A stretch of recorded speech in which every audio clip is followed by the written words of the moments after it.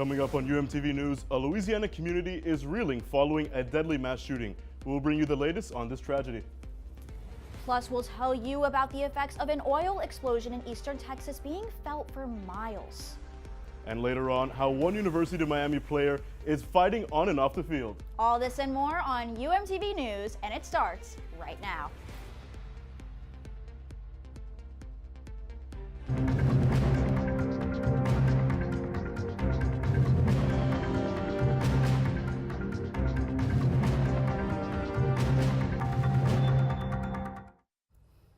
Welcome to UMTV News. I'm Brian Matute. And I'm Amanda Muhammad. Breaking congressional news: after a month that has already resulted in multiple congressional resignations, another took place from right here in Florida. Former Representative Sheila Sheriff-Phyllis McCormick represented Florida's 20th congressional district since 2022. She was indicted in 2025 on federal charges including theft of government funds, money laundering, and claiming illegal campaign contributions. A House Ethics Committee investigation found her guilty of over 24 violations. Lawmakers from both parties were pushing for her removal. Congress was expected to punish or possibly expel her over ethics violations, but before they could, she made the decision to resign from her position, effective immediately. Yeah, and a father shot and killed his 7 young children and a cousin and critically wounded his wife and another woman in Louisiana this Sunday. The heartbreaking act of violence marks the nation's deadliest mass shooting in more than 2 years. Difficult days ahead for the family members connected to this horrific mass shooting. It is. This is a very traumatic experience, and it's hard. It's hard. Haven't been able to sleep. Only had 2 hours. No appetite. 8 children were killed. 2 women were shot. For the family members of one of the women who was shot, all they have left is the memories they share, remembering the young lives cut short. For life, never got a chance to experience life. Never got a chance to be out here to be happy during the summertime because they're gone over ignorance. The uncle of one of the women who was shot says this house brings bad memories. He said he wants the house demolished. I want to see it tore down now. I don't want to, I don't want this, I don't want to look at this anymore. Family members say this isn't the only time they have dealt with a domestic violence tragedy. They say the mother of Shaniqua Elkins, who was shot Sunday, died in a similar incident nearly 20 years ago. Sad, it's sad. Because, they already lived that and now they reliving it all over again. But this time, it's dealing with them, So they went through the same trauma that their mother went through. The Louisiana authorities are calling the mass shooting domestic in nature. Elkins was in the Louisiana Army National Guard, but he was never deployed and left the Army in 2020. Records show he had at least 2 prior criminal convictions in Caddo District Court. There have been at least 116 mass shootings in the U.S. so far this year, according to the Gun Violence Archive. And another southern scare as an oil well site in Nacogdoches, Texas, exploded late Monday night. The town is about 2 hours northeast of Houston. The explosion resulted in a large fire that was seen for miles and led to some evacuations, but caused no injuries. The impacts were felt for miles. It felt like my whole house took a breath. My curtains moved, and my mom's house, it knocked all her stuff off the wall. Authorities said the fire was still burning early Tuesday, but it was not spreading. At the time of the last update, reinforcements from departments in Houston have been sent to help control the fire. 2 CIA officials and 2 Mexican agents have died in a car crash following a drug bust operation in Mexico. The victims were agents from Chihuahua State Investigation Agency, and the CIA agents were part of a training program with the U.S. Embassy. Initial reports from the accident say it happened on a city highway when the agents were returning from taking down a drug processing laboratory. The U.S. agents were working with Mexican authorities in a larger initiative to tackle drug operations in the country. Mexico's President Claudia Sheinbaum said she would investigate whether the operation was in line with Mexico's national security laws.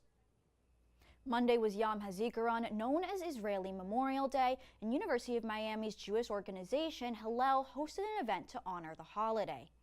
The event kicked off Hillel's Israel Week, held with several student organizations and Jewish support groups on campus. Students had the chance to mourn fallen Israeli soldiers and terror victims, as well as pray during the traditional siren that rings every Israeli Memorial Day.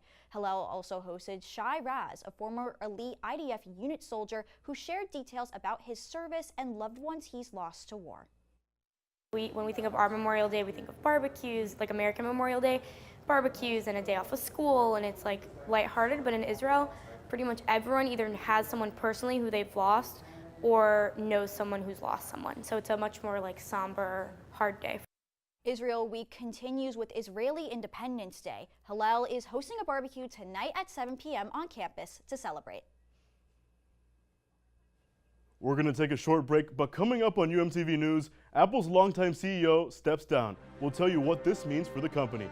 Plus, we'll take you to one record store, bringing an old medium back to life. Don't go anywhere.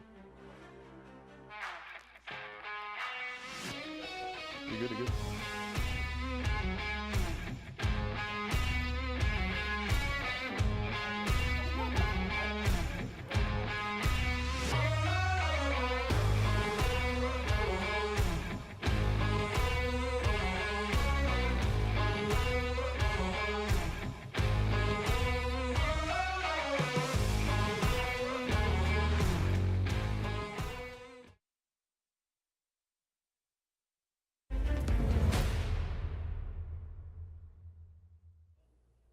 Welcome back. The Miami Hurricanes baseball team is off to one of its best starts in 4 years, and one reason why is the man anchoring the infield. Is live with more about the Canes shortstop. Gavin?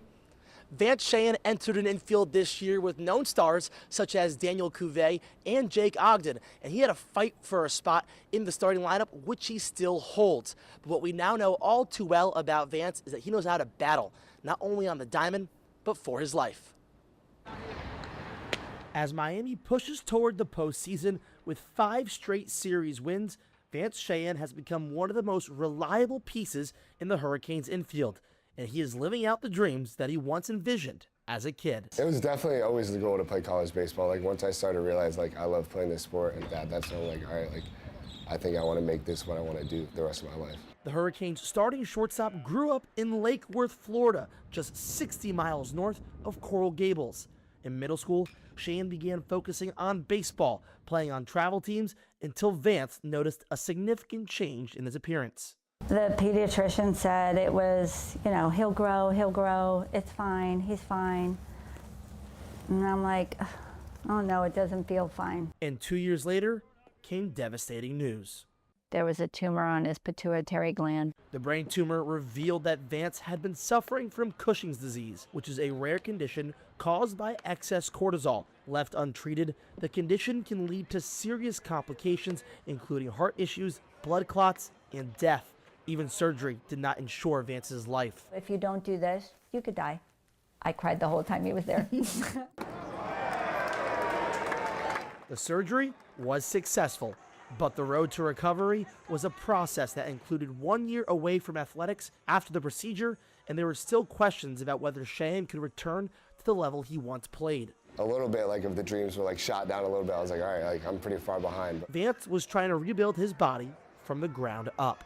It was definitely like a change in my body. I felt like a little tall little baby giraffe, but once everything started to get coordinated, it was definitely a big help. Once that was taken care of, it started his progression again in development, and getting bigger and stronger and faster, and to become the player that he is today. And that development is exactly what made him a fit for Miami after 2 seasons at USC Upstate. There's a great environment, team, coaches, this is a good spot for me to be, to develop and go on to the next level. I love watching guys that work hard and sacrifice so much. Watching it pay off and having success is a proud moment for me.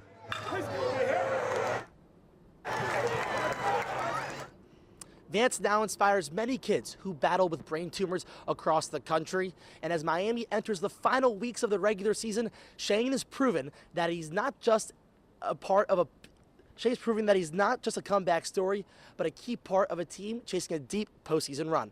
Reporting live from Coral Gables, Gavin Bishow, UMTV. Thank you, Gavin. And now a major change at the top of one of the world's biggest tech giants, as its longtime CEO is stepping down after a decade. Apple CEO Tim Cook took over for the company after previous CEO and founder Steve Jobs passed away in 2011.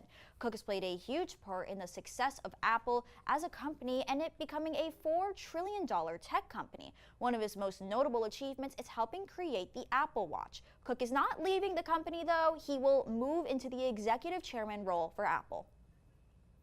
A humanoid robot was just ran a half marathon in Beijing, China, and it didn't just finish the race, it actually won. The android called Lightning beat the human world record by more than 6 minutes. The bright red robot was built by Chinese tech company called Honor and finished the race in just over 50 minutes. The fastest human time ever recorded is just about 57 minutes. At just under 5'7", Lightning kept a steady pace using its arms for balance and showing no signs of fatigue as it crossed the finish line. The race was part of a growing trend in China where robotics has become a major focus. And this year, more than 100 teams competed in the race, but none could keep up with Lightning. And what was once a struggling industry is now a trend among younger music listeners. Mia Hausman joins us live with more. Mia? I visited one of them here in Miami to join the party, but also to learn how an old trend is becoming new again.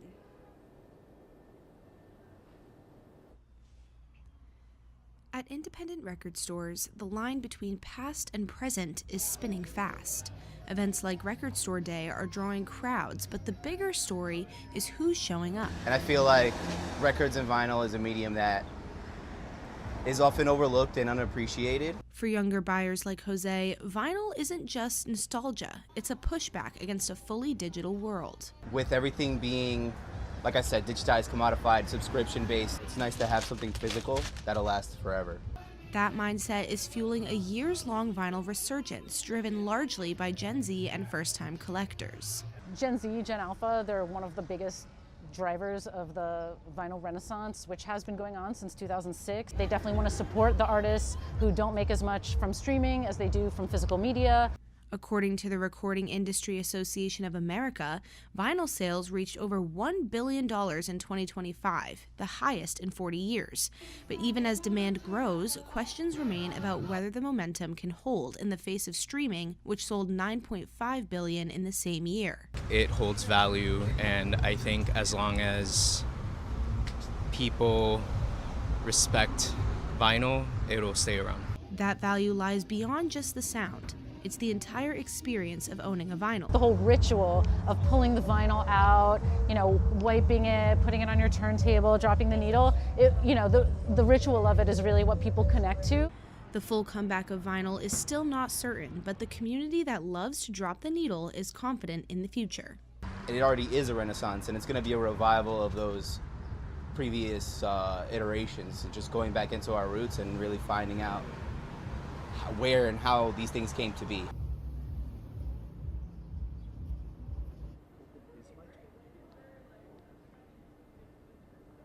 Events like Record Store Day certainly helped to keep the analog music business alive. Sweat Records saw steady business during their celebration and have more events planned in the future. Live in Coral Gables, Mia Hausman, UMTV. Thank you, Mia. And finally, he's not a robot like Lightning, the marathon runner we told you about earlier, but he's still performing amazing feats. 4-year-old Michael Gerges will become the youngest pianist to ever perform at Carnegie Hall. The mini prodigy has been playing piano for just over 6 months and has already earned dozens of awards at different recitals, including top honors at the International Music Competition. Gerges practices piano 3 to 4 times a week for around 45 minutes a day. You can catch him at Carnegie Hall during his performances on May 31st and then again on July 14th. And while Michael still has many years to hone his craft, our time here at UMTV is quickly coming to a close. Brian, how are you feeling? What a journey it's been, seeing our growth from start to finish, all our involvements, all our projects we've done, everything about it's been amazing. Yeah, I mean, what a beautiful thing it is to have something that's so hard to say goodbye to and something that means just so much to us. I couldn't be more thankful. And thank you so much for tuning in to UMTV News this semester. We'll be back on May 5th for our special news magazine edition, our last episode for this semester. Have a good night.